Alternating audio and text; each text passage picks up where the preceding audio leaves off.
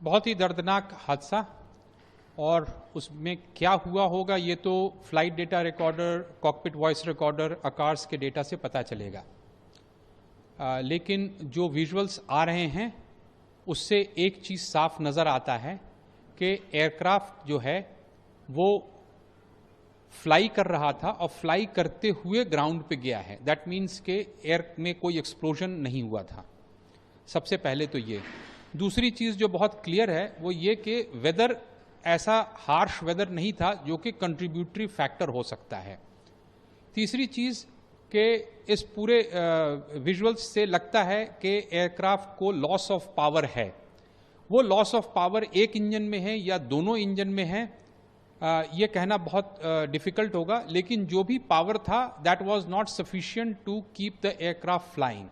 उसको तो ये जो लॉस ऑफ पावर है अगर हम इसको दो भाग में डिवाइड करें तो एक तो है टेक्निकल के इंजन के मैल फंक्शन। बहुत रेयर है कि दोनों इंजन का लॉस ऑफ पावर साइमल्टेनियसली हो।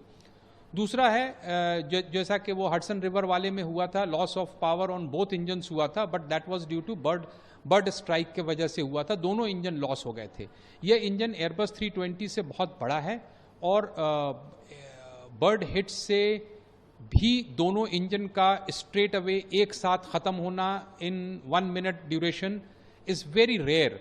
सो it's very difficult to say कि टेक्निकल फॉल्ट ऐसा क्या हो सकता है जो कि दोनों इंजन के पावर को लॉस करेगा। क्या इतने बड़े बर्ड एक्टिविटी वहाँ पर थे?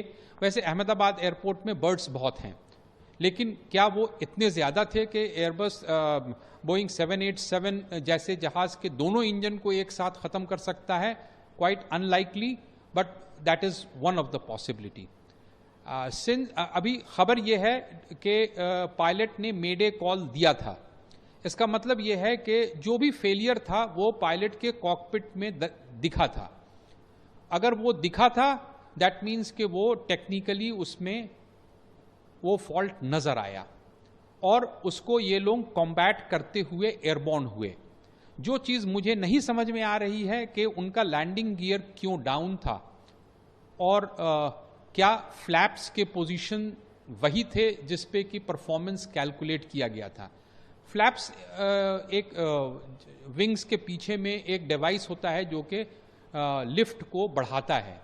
तो जब एयरक्राफ्ट टेक ऑफ करता है तो उसका फ्लैप्स टेक ऑफ पे होता है, लैंडिंग गियर डाउन होता है। जैसे ही एयरबॉर्न होता है तो लैंडिंग गियर को अप किया जाता है। वो 30 से 50 फीट के ऊपर में लैंडिंग गियर